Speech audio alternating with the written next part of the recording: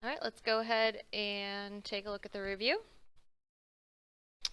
So first problem, we have the GMAT scores of all examinees who took that test this year are normally distributed with a mean of 420 and a standard deviation of 40. The probability that the score of a randomly selected examinee is between 415 and 475 is what? And then I have just these questions. Oh, it is. Thank you. So I have these questions here for you guys just to kind of guide you through how you should be thinking as you go through the problems. There we go. Okay, so when I'm looking at this, let's look at what we're given. We're given a mean, a standard deviation, and then a question. So are we looking at a population, a sample, or a proportion? Yes, this is a population. Okay, and what are we finding? That's this last sentence here. The probability that the score of a randomly selected examinee is between 415 and 475. So we are finding the probability that X is between 415 and 475. So this is what we're finding here. Okay, now in order to find those, so this is population, so that means we're looking at Chapter 6 formulas. So for the Chapter 6 formulas, we want to, first we're going to identify what we have. So what we have here is we have a mean of 420. We have a standard deviation of 40. And then we have two x's of 415 and 475. Okay, so for the Chapter 6, when we want to find the probability, we find the z-score, and then we look up the values. Okay, so we're going to first find the z-score.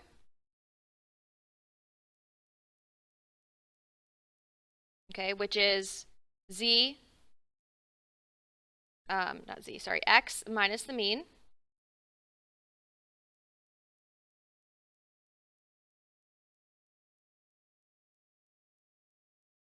over the standard deviation.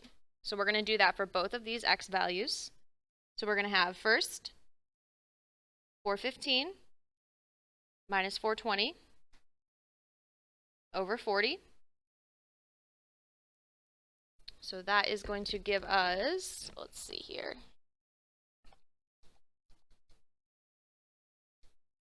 So negative 0.125 for the first z value. Okay, then the second z value, we'll do 475 minus 420 over 40.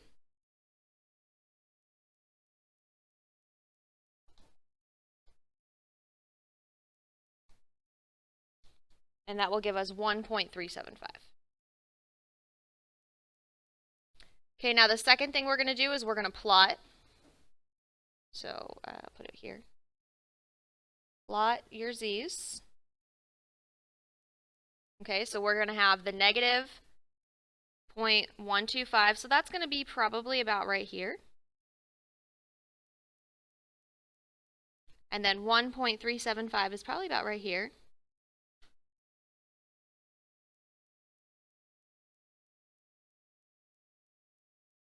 Okay, and then we are finding, because remember, what are we finding? We are finding the probability. So you're going to find the shaded area right here.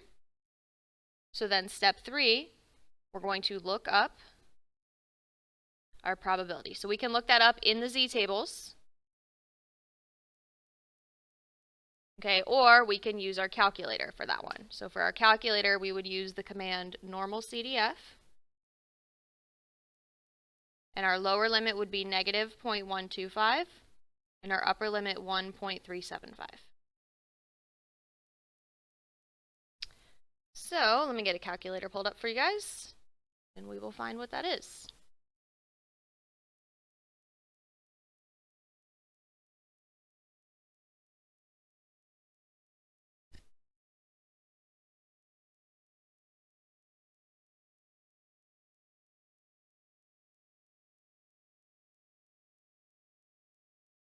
There we go. Okay, so we're going to go second, distribution. We want normal CDF. So we have our lower limit negative 0.125 and our upper limit 1.375. Mean of 0, standard deviation of 1. Paste. So we get 0.4652.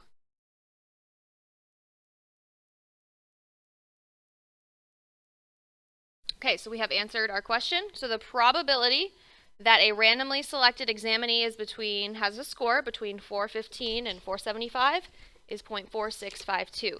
Now, I walk you through all of this because there might be different questions. Okay, so it might ask you the probability, which is going all the way through the problem. But another question might be, what is the z-score correlated with 475? Okay, another question is, what is the notation? Okay, this would be the notation for the probability right here. Okay, so you want to be asking yourselves these questions as we come through the problem.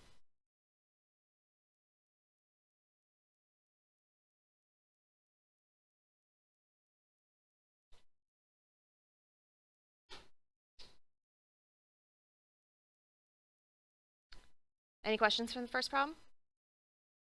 All right. All right, number 2. The heights of all female college basketball players are normally distributed with a mean of 68.5 inches and a standard deviation of 2 inches. The probability that the height of a randomly selected female college basketball player is more than 67 inches is what? Okay, so I'm given this question about probability. In this, is it a population, a sample, or a proportion? Now you say sample, one of you says population. If it's a sample, where's my sample size? I don't have a sample size in this question, right? So this is a population. So this is still chapter 6.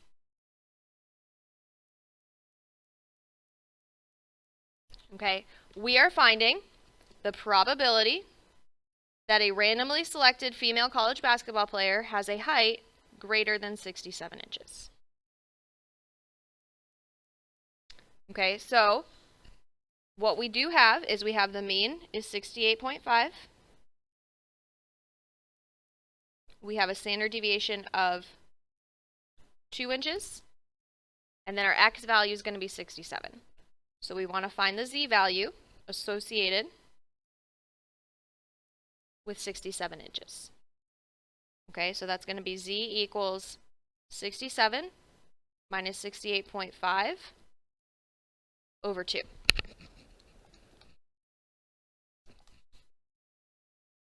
So that's going to give you negative 0.75. Okay, so the z value associated with 67 inches is negative 0.75. Then we will plot the value. Okay, so that's going to be probably about right here.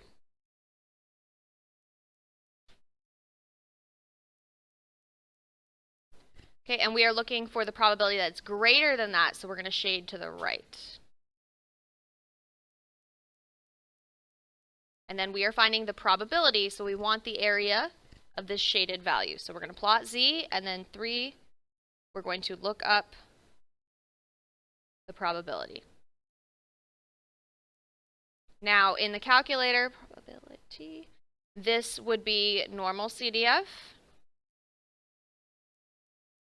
Our lower limit would be the negative 0.75, and since we're going to the right indefinitely, we're just going to use a positive 99 for that upper limit.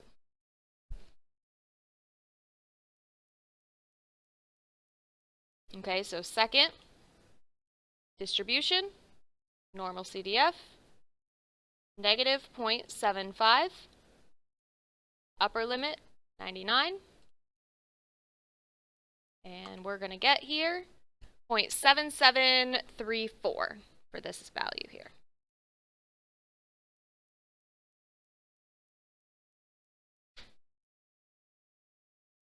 Any questions on that one? All right.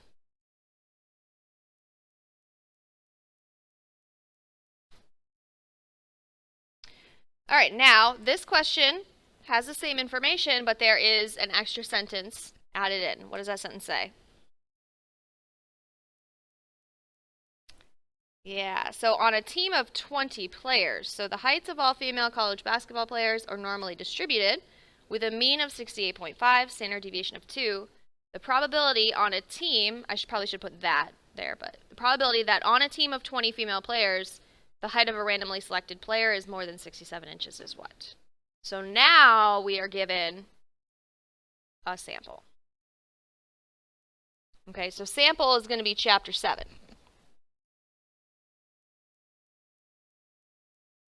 Okay, we are still finding the probability that x is greater than 67, but since we are given a sample, we have a little bit of different formulas. So the first thing we want to do is we're going to have a step before we find z. So we want to find our mean, which is 68.5, and our standard deviation. Now our standard deviation is slightly different because it's the standard deviation of x bar of our sample. And this is mean of x bar, technically.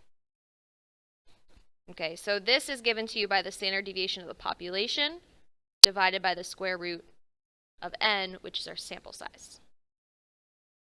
Okay, so for this one, the standard deviation of the population is 2 inches. The sample size is 20. So we have 2 over the square root of 20 for that. So 2 divided by square root of 20, 0.4472 will be our standard deviation.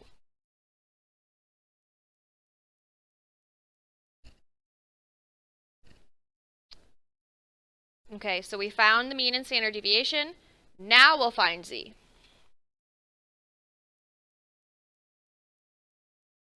Okay, and z is going to be x bar minus the mean of x bar, or x minus the mean of x bar, over the standard deviation of x bar. So same formula, you're just using this different standard deviation. So you're given the sample size, different standard deviation calculation. So now this will be on the top the same, 67 minus 68.5, but now this is going to be over 0.4472. So let's see what that is.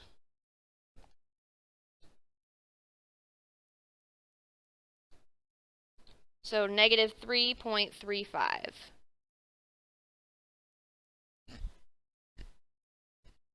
Okay, then we will plot z.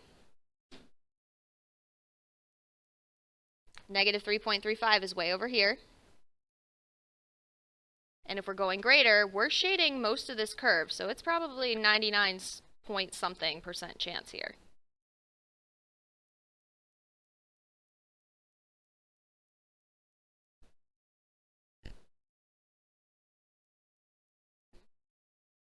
And then we will look up probability. So normal CDF. We'll have a lower limit of negative 3.35 and an upper limit positive 99.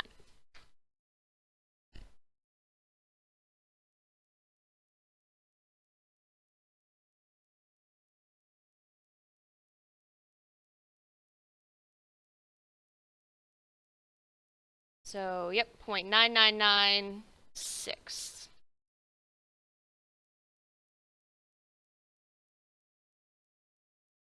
Okay, so in this on this team of 20 players, there's a 99.96% chance that they are that a randomly selected player, any randomly selected player on that team, is going to be over 67 inches.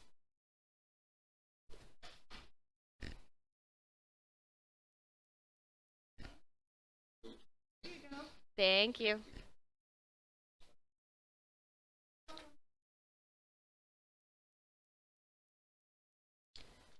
So just be aware that if you're given this extra information here, then you go to chapter 7. Because if you did this problem with the chapter 6 formulas, it would be marked wrong.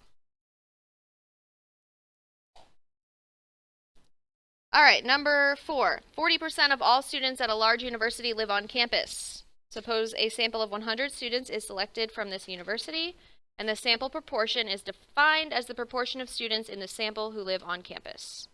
So a couple of different parts to this. So the way that this is worded, is this a population, a sample, or a proportion? This is a proportion. Okay, so proportion because it's given as a percent, 40%. Okay, so this is now chapter 7 again. Okay, except the different section of chapter 7 where we're looking at proportion. Find the mean of the sample proportion. Okay, so the mean is P, which is the percent of students that live on campus. So that's 0.40. Remember, the mean of the sample we're going to say is equal to the mean of the population. Okay, so we say mean P hat is equal to P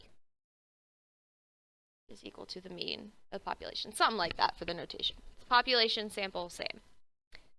Standard deviation of the sample proportion, that is a different calculation. So that calculation is the standard deviation of P hat is square root of PQ over N. And yes, these are on the formula sheet. I have it right here. I'm looking at it. Okay, so in order to find the standard deviation, we need P and Q and N. Okay, well, P is 0.40. We found that in the first part. If P is 0.40, what is Q? 0.6. Yes, they have to add up to 1. Okay, P and Q. So you find P and then subtract that from 1. That'll give you Q. And then N is my sample size, and that is 100. Okay, so my standard deviation is going to be the square root of 0.4 times 0.6 over 100. All right, so let's go ahead and find all of that. So square root, parentheses, 0.4 times 0.6, close that parentheses, divide by 100. It's still all under the square root. So 0.0489, so 0.0490, that's going to round up to. Did you guys get that? Good. Okay, so that might be one question, just asking for the mean. Another question could just be asking for the standard deviation. Okay, and then another question could be taking this all the way through. What is the probability that less than 50 live on campus? So this is the probability that P hat is less than 50. Okay, which we'll need to convert that to a percentage, but we'll look at that in a second. Okay, so we got all that info. Let me just make this a little smaller so we can see everything. There we go. Okay. All right, so we want the probability that less than 50 live on campus, which means that's not going to be P hat. That is going to be 50, because remember you're looking at a proportion out of 100. So you want to convert that to a percent. So that's going to be 0.5.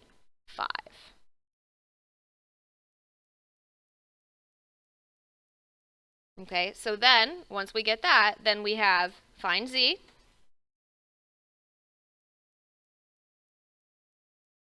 Okay, that's going to be P hat minus P over standard deviation of P hat.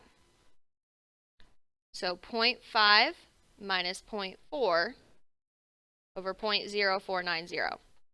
So let's say you're going to do this problem and you forget to change this to 0.5. When you go to do this, if you do 50 minus 0.4 and then divide by 0.0490, that's going to give you a Z value like way over here. Like it would be, actually, let's see what it is. It gives you a z-value of 1012. Okay, that should clue you in to look back at it and say, that cannot be right. A z-value between like if it's like under 10, then maybe, but I'm not going to give you one that's that high. That's ridiculous. Okay, so then look back at it and say, okay, oh, yeah, I forgot to give it as a percentage. So you had to convert this to a percent. All right, so then 0.5 minus 0.4 divided by 0.0490 gives you a z-value of 2.0408. Much more reasonable. And then plot z. So 2, here's 0, 1, 2 is about right here. And we want the probability that less than that many live on campus. So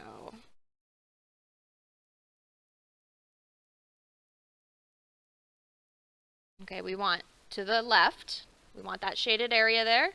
So then step 3, we will look up the probability.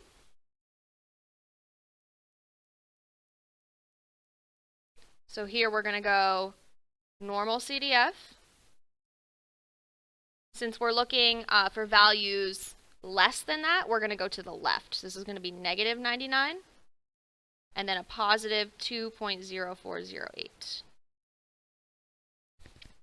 All right, so let's see what that gives us. Oops.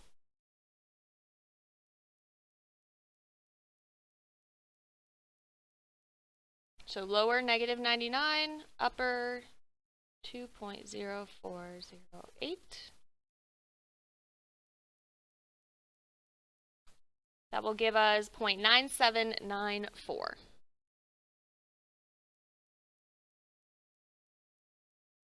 Okay, so the probability that less than 50 in this sample of 100 live on campus, 0.9794.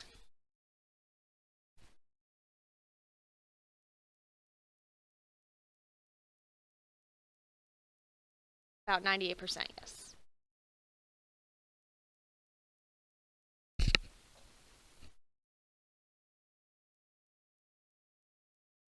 All right, number 5.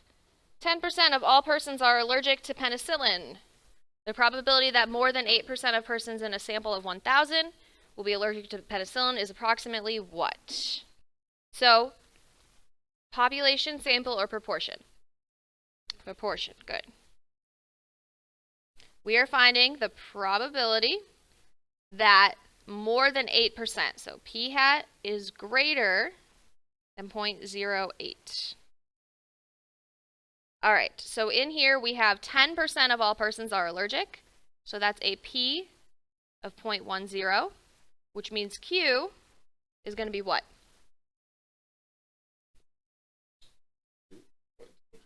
0.90, because it has to add up to 1. So 0.1 plus 0.9 would give us 1.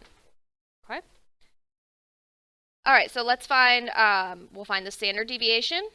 Then we want to find the z-score. So we'll find the standard deviation of p hat will be the square root of pq, so 0.1 times 0.9 divided by 1,000. So let me do that here.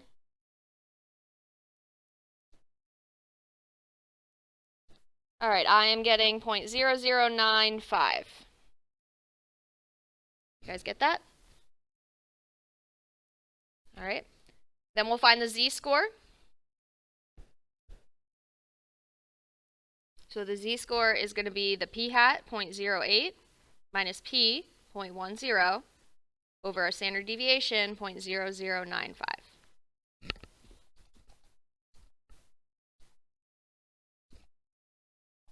So that is going to give us a z-score of negative 2.1053.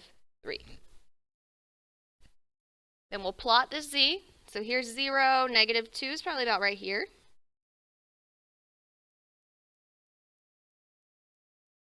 And we want the probability that it is greater than that.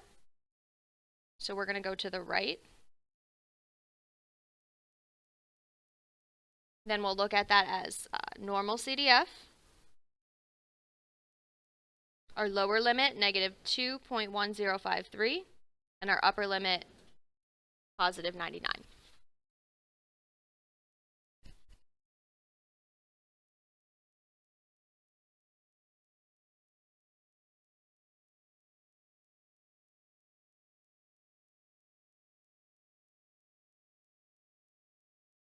So 0.9824.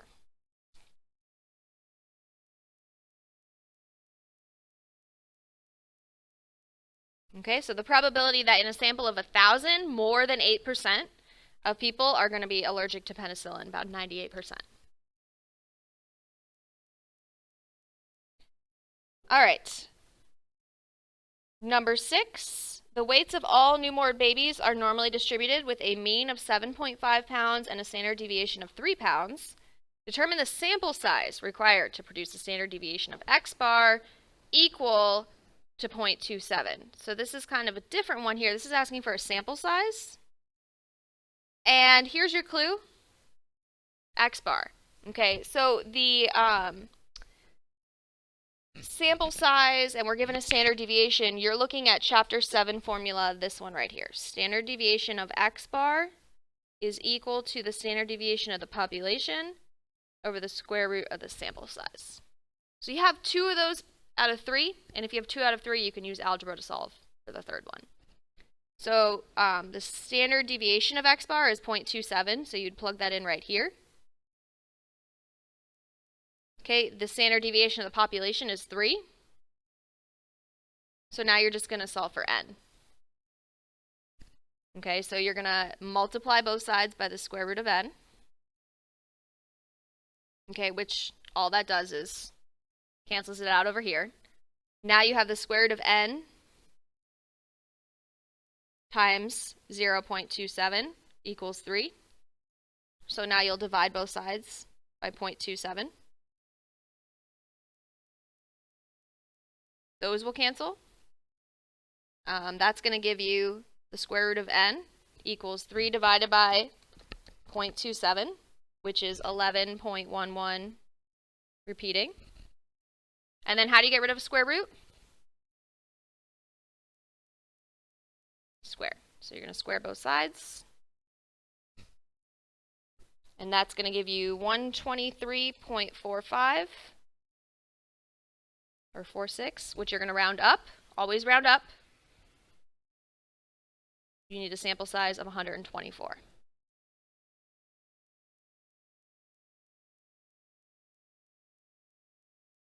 Okay, always round up because you need at least 123.46. So if you had 123, you wouldn't have enough.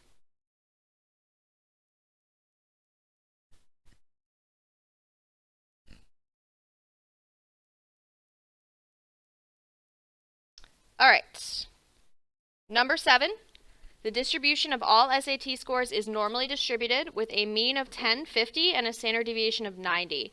If you're applying to a college that admits only the top 10% of SAT scores, what is the minimum score you need to be admitted? Is this a population, sample, or proportion? This is a population. Okay, so we're using chapter 6 formulas, but this one is a little bit different. What we're finding is the score, okay, that correlates to top 10%. Okay, which means that the area is 10%. So this is what we're looking for. This is 0.10, or the top 10. This right here is 0.90. This is below the top 10, or the bottom 90%. Okay, we need the z-score that correlates to that. Okay, so find the z-score.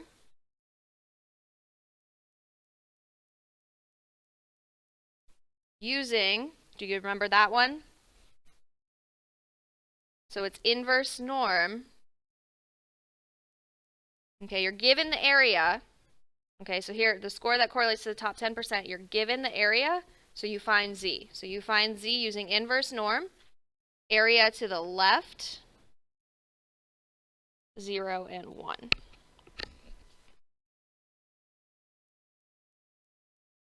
So second distribution, inverse norm, area 0.9. So the area to the left of the top 10%. So you're looking at this 90% here.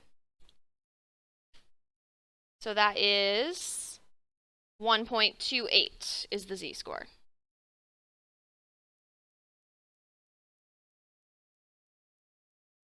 Okay, then you're going to find your x that correlates to z. Okay, so you're going to find x.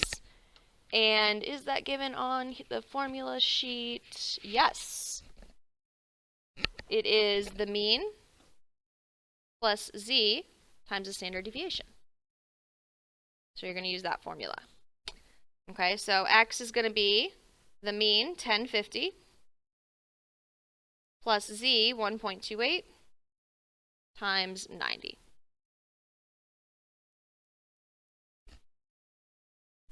All right, so we have 1050 plus 1.28 times 90. So 1165.2. So we're going to round that to 1165. All right, so to get into this college, you need to get an 1165, at least an 1165 to be considered the top 10%.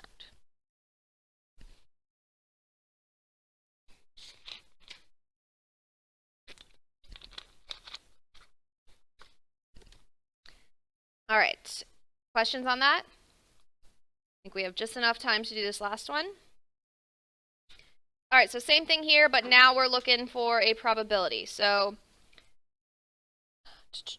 all right, if a sample of 40 SAT scores is randomly chosen, determine the probability the sample average is, I don't know why it says that, sample average, is greater than 1100. Okay, so population, sample, or proportion? Sample. Okay, and you're finding the probability that x is greater than 1100. All right, so we have the mean of our sample is the same as a mean of our population, 1050. We do need to find that standard deviation of x bar. So that's going to be 90 for the standard deviation of the population divided by the square root of our sample size. So 90 divided by the square root of 40 is going to give you 14.2302. Okay, then we'll find z. So that's going to be 1100 for the x minus the mean, 1050, over the sample size we just found, 14.2302.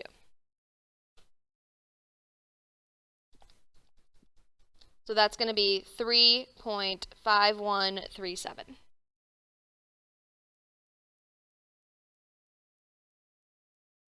All right, so that's way over here. This is probably going to be a pretty small probability because we're going to the right.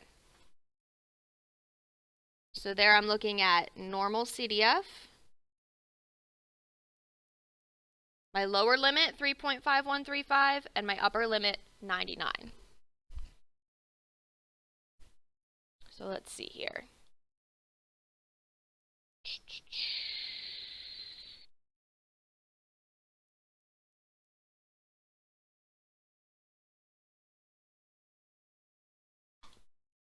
So we get point. So that's scientific notation. So 2.2 times 10 to the negative 4 is the scientific notation. Which just means take this and go 1.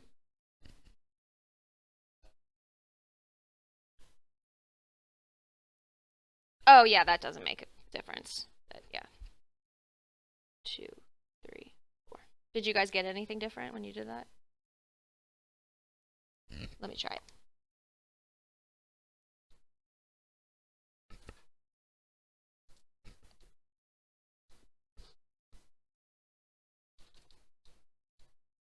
No, it's still the same thing. Okay, so then this is 0.0002. Probability that the sample average is greater than 1100.